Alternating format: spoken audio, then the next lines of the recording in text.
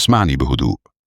النهاردة مش هنتكلم عن رفوف السوبر ماركت بس، هنمسك سلعة واحدة، السكر، ونفهم بالأرقام إزاي قرار واحد يهدي السوق ممكن من غير قصد يبهدل الإنتاج المحلي ويضغط على الفلاح ويخلي المواطن يدفع مرتين. السكر مش رفاهية، السكر داخل في الشاي، القهوة، العيش والحلويات، محلات العصير، الكافيهات الصغيرة، عربيات الكنافة. يعني لما السكر يختفي أو يغلى، ده مش خبر اقتصادي، ده توتر في كل بيت. خلينا نبدأ من اللي الناس شافته بعينيها.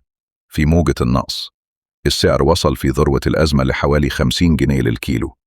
50 جنيه، يعني الكيلو اللي كان عادي بقى قرار شراء.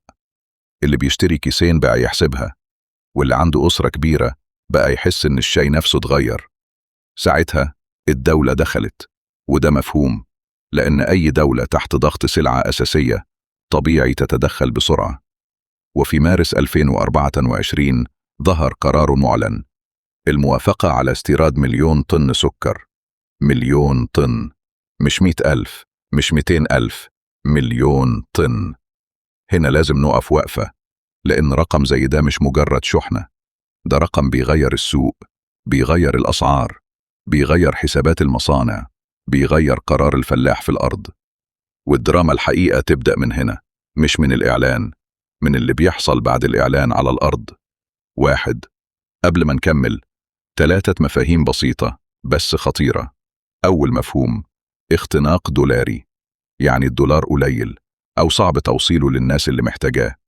الموضوع بيبان في حاجتين، مستورد مش قادر يفتح اعتماد، مصنع مش قادر يجيب خامات أو قطع غيار فيبقى الإنتاج واقف أو بطيء. تاني مفهوم، تمويل التشغيل، ده فلوس الموسم. المصنع لازم يدفع أجور وكهرباء وصيانة ونقل قبل ما يقبض من البيع، والفلاح لازم يدفع سماد وبذور ومياه وعمالة قبل الحصاد. لو التمويل اتشد، السلسلة تتكسر. تالت مفهوم، إشارة السعر. السعر بيقول للفلاح ازرع أو قلل، وبيقول للمصنع شغل أو هدي. لو السعر نزل بشكل مفاجئ تحت التكلفة بسبب ضخ كميات كبيرة، الإشارة بتبقى واضحة جدا، قلل أو انسحب أو استحمل خسارة. والخسارة في سلعة أساسية مش بتتبقى خسارة ورق، بتتحول لشغل أقل ودخل أقل وموسم أضعف. 2، الأرقام الكبيرة. هل مصر أصلا محتاجة 1,000,000 طن؟ هنا لازم نسأل سؤال رقمي بحت. مصر إنتاجها واستهلاكها قد إيه؟ تقديرات شائعة بتقول إن الإنتاج حوالي 3 ملايين طن سنوياً، والاستهلاك حوالي 3.4 مليون طن. يعني الفجوة تقريباً 0.4 مليون طن، 400 ألف طن. ده معناه إن عندك فجوة، بس الفجوة مش مليون طن. فالمواطن لما يسمع 1,000,000 طن طبيعي يسأل، ليه رقم أكبر بكتير من الفجوة؟ هل عشان مخزون احتياطي؟ هل عشان توقيت؟ هل عشان السوق كان متوتر جدا؟ ممكن، بس المشكلة مش في النية، المشكلة في الأثر. لأن لو دخلت كميات ضخمة في توقيت غلط ممكن تعمل صدمة سعرية تضرب المحلي. 3، اللي حصل بعد كده، الإنتاج المحلي طلع وفي نفس الوقت السوق اتشبع. في تقارير لاحقة قال إن الإنتاج المحلي زاد بشكل كبير، وصل تقريباً 2,964,000 طن مقارنة ب2,215,000 طن في السنة اللي قبلها، زيادة حوالي 34%، زيادة قوية جداً. يعني ببساطة البلد بتقرب من الاكتفاء، وده المفروض خبر مفرح، لأن إنتاج محلي اسلفني شغل محلي، اسلفني فلوس بتلف جوه البلد، اسلفني أقل اعتماد على الاستيراد. لكن لو في نفس الوقت السوق اتغرق بكميات مستوردة ومعاه إنتاج محلي عالي، ساعتها تلاقي نفسك في مشهد غريب جدا. امبارح نقص، النهاردة تخمة، بكرة احتمال نقص تاني لو المحل اتكسر. وده هو قلب القصة. 4، الضربة اللي كسرت المحلي، المستورد أرخص والمصنع المحلي يخسر في نفس السياق. اتذكر إن السكر المستورد كان أرخص من المحلي بحوالي 4,000 جنيه للطن. 4,000 جنيه فرق. في صناعة غذائية هامش الربح فيها صغير، فرق زي ده يعمل إيه؟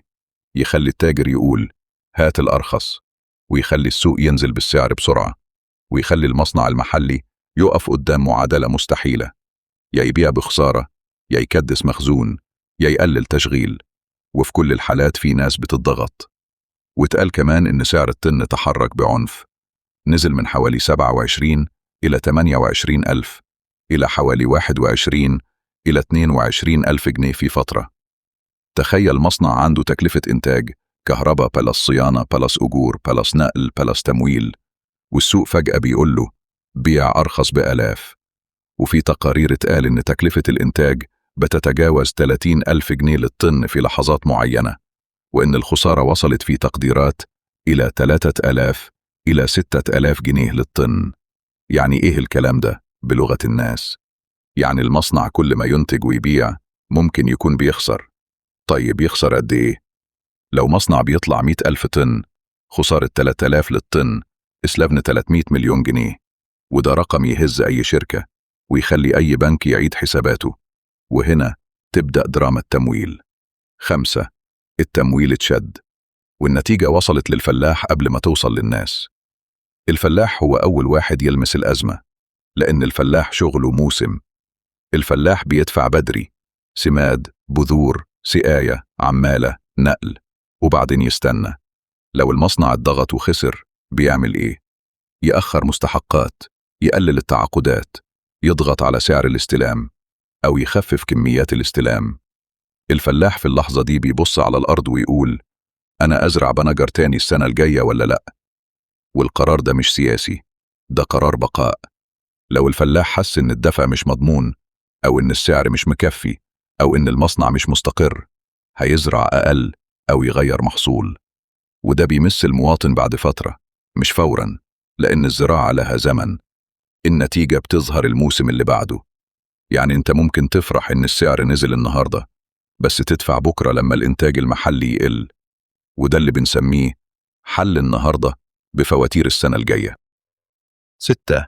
إضافة ضغط كبيرة، فوائد عالية، والتمويل مكلف. خلينا نحط رقم تاني في المشهد: أسعار الفائدة. في مصر الفائدة وصلت لمستويات عالية جدا، حوالي 21% للإيداع و22% للإقراض تقريبا. ده معناه إيه للمصنع؟ معناه إن أي تمويل تشغيل يبقى غالي، وأي تأخير في البيع أو تراكم مخزون يبقى خانق. تخيل مصنع عنده مخزون كبير، مش قادر يبيع بالسعر اللي يغطي التكلفة، وفي نفس الوقت التمويل غالي، والبنك بيقول المخاطر زادت. يبقى النتيجة الطبيعية التمويل يتشد. ولما التمويل يتشد المصنع يعمل إيه؟ هيشد على الموردين، وأول مورد في السلسلة هو الفلاح. فالفلاح يتضر، وبعده العمالة، وبعده النقل، وبعده القرى اللي عايشة على موسم البنجر أو القصب. وده هنا دراما ملموسة للمواطن، مش مجرد سكر موجود أو مش موجود، ده شغل ناس بيتأثر. 7. طيب الدولة رجعت قالت هنحمي المحلي. في نوفمبر 2025 اتقال إن في قرار حظر استيراد السكر الأبيض المكرر لمدة 3 شهور مع استثناءات بتصاريح. القرار ده بيوصل رسالة واضحة: في مرحلة ما السوق اتشبع أو المحل اتضغط، فالدولة حاولت تعمل حماية. لكن هنا المواطن يسأل سؤال صعب: لو السوق كان محتاج حماية يبقى حصل اختلال، والاختلال حصل إمتى؟ بعد موجة الاستيراد الضخمة وتغيرات السوق. وفي نفس الوقت التقارير اتكلمت عن مخزونات كبيرة، أرقام زي 1,300,000 طن مخزون، وفي طرح تاني يوصل الحديث فيه إلى حوالي 2,000,000 طن عند منتجين مخزون. يعني عندك وفرة على الورق، بس المصنع بيصرخ والفلاح متوتر. ليه؟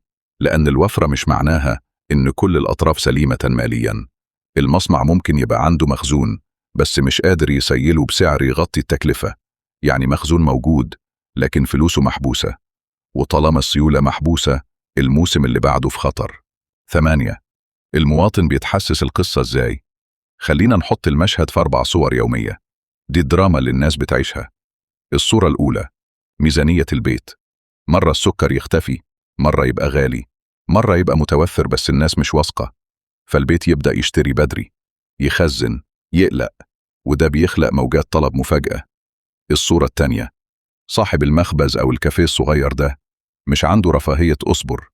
لو سعر السكر يهتز تكاليفه تهتز فوراً، يرفع سعر الزبون يزعل، ما يرفعش يخسر، وفي الآخر هو اللي بيتسحق بين موجات السوق. الصورة الثالثة، العامل في المصنع. لما المصنع يقلل تشغيل، أول حاجة تتأثر الوردية، الإضافي، العمالة المؤقتة. ده بيترجم فوراً لدخل أقل في البيت. الصورة الرابعة، الفلاح.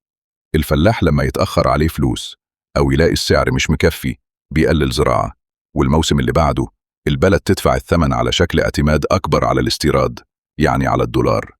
وإحنا هنا رجعنا لنقطة البداية، الدولار. 9.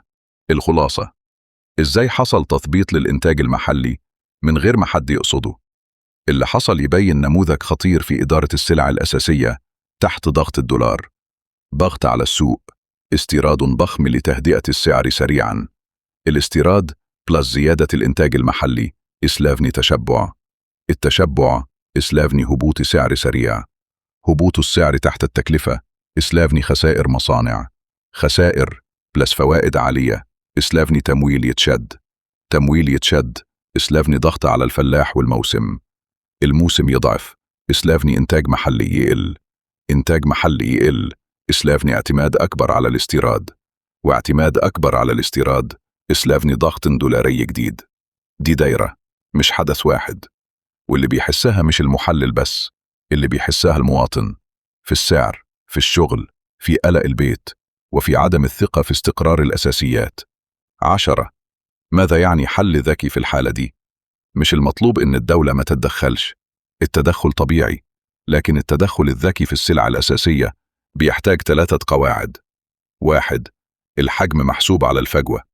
لو الفجوة حوالي 0.4 مليون طن، الاستيراد لازم يكون قريب من ده، زائد هامش احتياطي، مش صدمة تكسر إشارات السوق. التوقيت يحترم الموسم المحلي، ما ينفعش تدخل كميات ضخمة في لحظة المحلي فيها على وش إنتاج وتوريد، لأنك بتضغط على السعر في أسوأ توقيت للمصانع والفلاحين. ثالثاً، تمويل التشغيل لازم يحمى.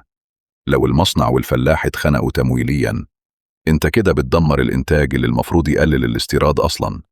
ختام الحلقة، ملف السكر مش بس ملف سلعة، ده اختبار لطريقة إدارة الاقتصاد وقت ضغط الدولار. لأن الاستقرار اللي يجي من ضخ سريع ممكن يبان جميل، بس لو كسر المحلي يبقى استقرار مؤقت، وبيسيب المواطن يدفع الفاتورة مرتين، مرة في السعر ومرة في الدخل والشغل والموسم اللي بعده. الحل الحقيقي لأي سلعة أساسية إنك تحافظ على الإنتاج المحلي واقف على رجليه، مش بس تملى الرف النهاردة. إذا تحب أعمل لك فوراً